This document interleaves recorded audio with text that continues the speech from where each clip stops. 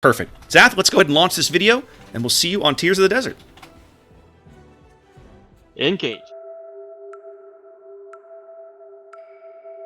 Off the North African coast, an arid expanse of the Mediterranean Sea plays host to opposing forces as they battle it out for control of the seas. Amongst these sun-blasted islands, where enemy fire isn't the only bad way to die, only one team will triumph. This is Tears of the Desert. Tears of the Desert is a 42 by 42 kilometer domination-style map with 3 cap points running in a line from northwest to southeast. The A cap is in the top left, B is in the center, and C is in the bottom right. Capture Area A has enough island cover nearby for teams to sneak in a radar cruiser and cover the capture zone, though it's common to see ships attempting to flank the cap by sailing into the northwestern corner of the map. In the center, Cap B has superb island cover near the center that allows destroyers to contest the area from behind shelter. Landing shells on ships in this position is challenging until teams are able to push forces into the corners of the map. Cap C is similar to Cap A. There is cover nearby for cruisers who want to defend, but very little cover within the cap itself. The picket line of islands that separate B and C make pushing in force from one cap to the other very challenging. 18 ships, 2 teams, 1 victor. It's time to play Tears of the Desert.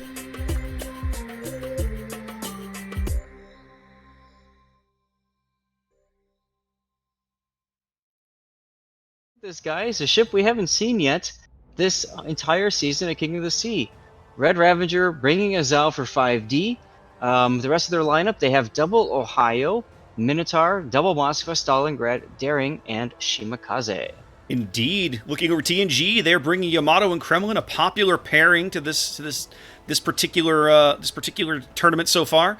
Venezia quadruple Stalingrad, have some wall of steel. If one works, just add Stalin. One is good, why not more? And adding a Summers and Zath, a Marceau.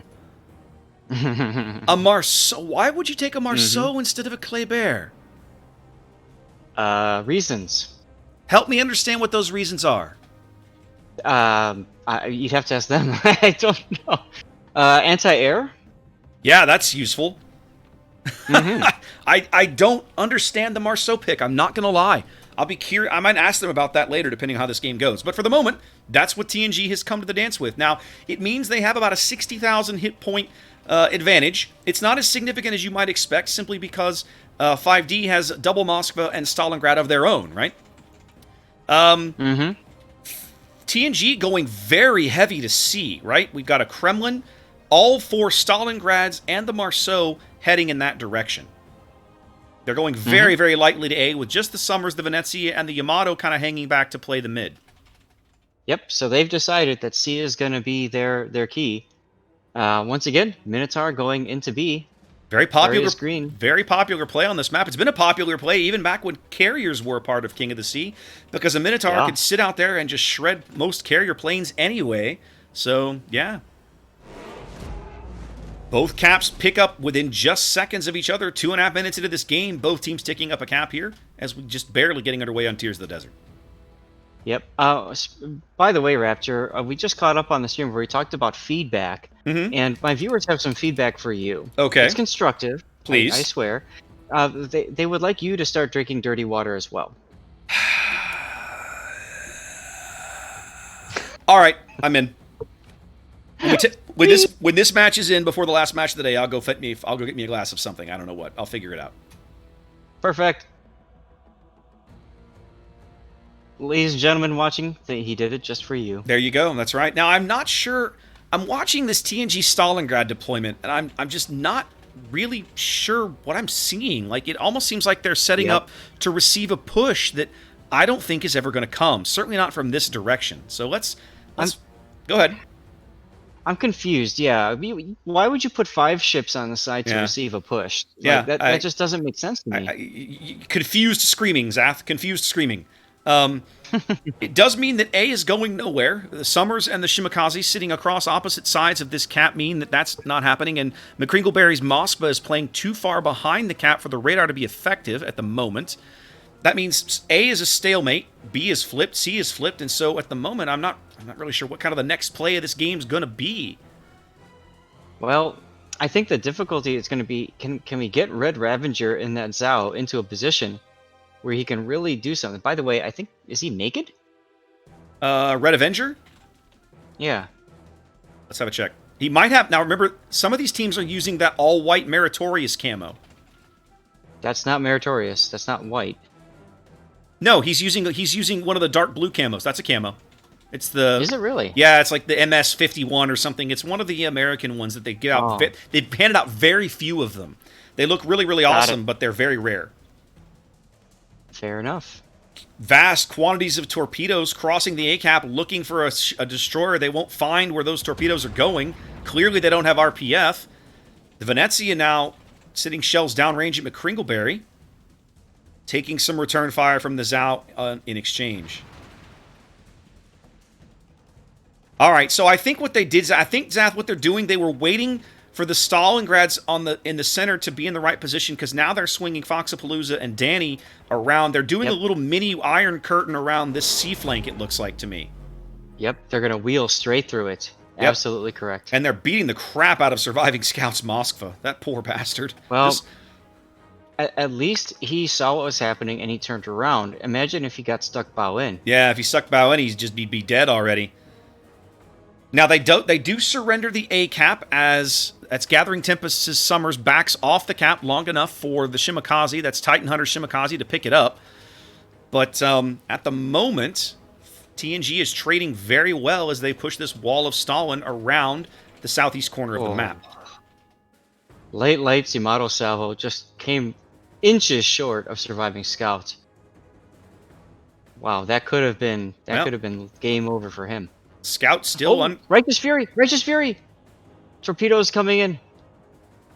2. Oh, yeah, I see it now. Yeah. Kremlin taking a couple of torpedoes. I assume those and that forces him to go broadside. Minotaur shots coming in. Those were daring torpedoes. They must have been. He'll have cover from the minnow as long as he holds that line and continues to turn. Mm-hmm. Yes, they definitely were daring torpedoes. I'm assuming now that that TNG has lost sight of Surviving Scout. No, they still have eyes on Scout somehow.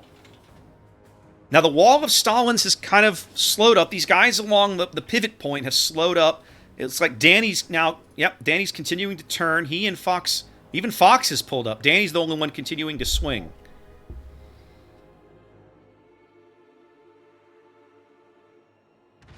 TNG working about a 50,000 point health advantage here, but they're down a cap. 7 minutes gone on Tears of the Desert. They're putting a tremendous amount of pressure on Surviving Scout, who has just popped to heal, but he's under 10k. The wrong salvo at the wrong time will put an end to his day, but... almost there, but not quite. Wow. More shells continuing to fall as he pops a radar. Not sure why, I guess just for the hell of it. He's about to go out, he's worried. Presumably. We're looking at TNG's view, so as long as they can see Scout, they can still put shells on him, and there he goes. Kremlin seals the deal as first blood goes to TNG.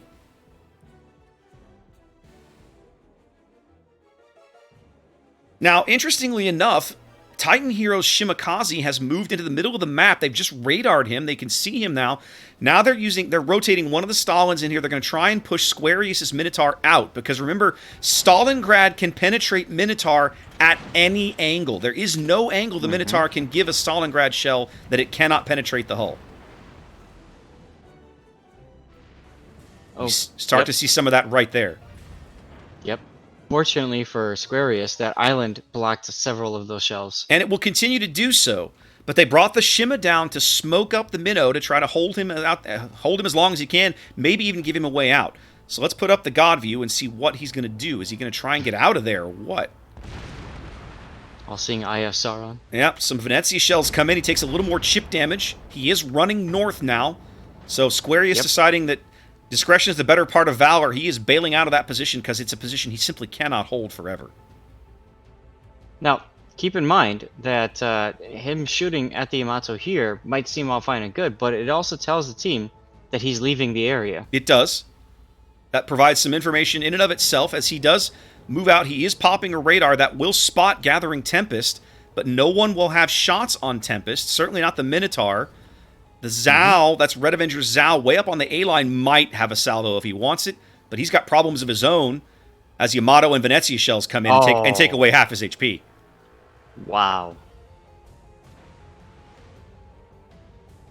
5D continuing to work a lead on the strength of their cap advantage, but their health advantage and their board position are very tenuous at best at the moment. Righteous Fury just took a bunch of torpedoes. Yep. I think those are Chima torps. No, those would have to be summer. Oh, maybe they were Shima torpedoes. They look like 4 salvos, but he definitely took at least 2 of them. Yep, and once again, we got 5D with both battleships. We commented on that last weekend with a different team, if I remember right. But both Ohio's in the same area. It was 5D again. They did this exact same thing. Yes, it was 5D on loop. They put both their Ohio's in almost exactly the same grid square, and they've done it again here on Tears of the Desert. Now, I think one of the reasons they're doing this is they're trying to prevent the Stalingrad push, right? The battleship is about the only thing that's really going to prevent it, as now Peta Piper and Red Cool are just like making sweet love to each other as they come around this island with Velociraptor's Ohio like right in their face. Yeah. Cautiously coming forward. Of course, rudder's hard to the left, trying to keep that bow on perspective. Let's look at TNG's view here. What can they spot? They actually can see the Minotaur. We've crossed the halfway mark of the match. 5D with about 100-ish, 120-point lead, continuing to tick up here because they own enough caps. But it feels like it's only a matter of time before the right salvo or the right pressure point. Shimakaze, Titan Hunter. Oh, it takes one in the front. And Velociraptor's taking 2 or 3. 3 or 4. 4 or 5. He's taking 5. Goodness gracious, a fabulous torpedo salvo from the Summers. That was big. Put 1 into 6 Titan. torpedo hits out of your Indeed, salvo. 4 or 5 into Velociraptor. Raptor now under 5,600 HP. That's going to end it. Here comes the Yamato shells. This could be the end. It's not. Nope. Vertical dispersion says no. But they have pushed Gathering Tempest into the B cap as he looks for hard cover. They've got Velociraptor on fire. He's going out. There it is. TNG picking up kill number 2. They close the gap again, and if they pick up the B cap, things will decidedly go in their advantage, but Righteous Fury's still under a tremendous amount of threat, although he does get a heal off. Aquarius just took a really big hit from something. I'm thinking that's the Yamato late light. Leo's the surviving 5D Ohio, also very low, 10,000 HP and falling. Yeah, something had to happen to him because last I saw he was at like 3/4 health. Yeah, I'm not sure. The Stalin or even the Kremlin might have gotten a good salvo into him. It's hard to say. There were lots of ships that might have had an angle on him as he tried to make that turn. The enemy is about to win. TNG finally able to parlay all of this health into a advantageous board and cap position. Yep, they've pushed 5D out of most of this map. They've pushed him off the B cap completely, and with the number of Stalingrads they have set up along the edge, I cannot imagine a world where 5D is able to get back into the B cap anytime soon. They've got Titan Hunter radar, Zath. That's it for him. There he goes. The Marceau takes care of business. TNG up 3 ships, excuse me. Words are hard sometimes, guys. It's all good. Words are hard, especially when you talk as much as I do.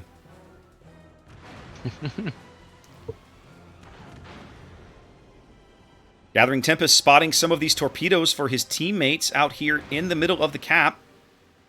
Red Cool still might take one in the bow. He's going to take one of midships. Unless he gets his engines going. No, he's taking one in the bow, I think. Yep. Piper's got a nice convenient gap, but he's still going to take one of midships. There goes the Ohio. All over but the crying here. TNG working a nice iron curtain, kind of mini iron curtain play, right? They didn't do it across the entire map. They pushed it through one end of the map and were able to make it work here as they will win this game in less than 30 seconds.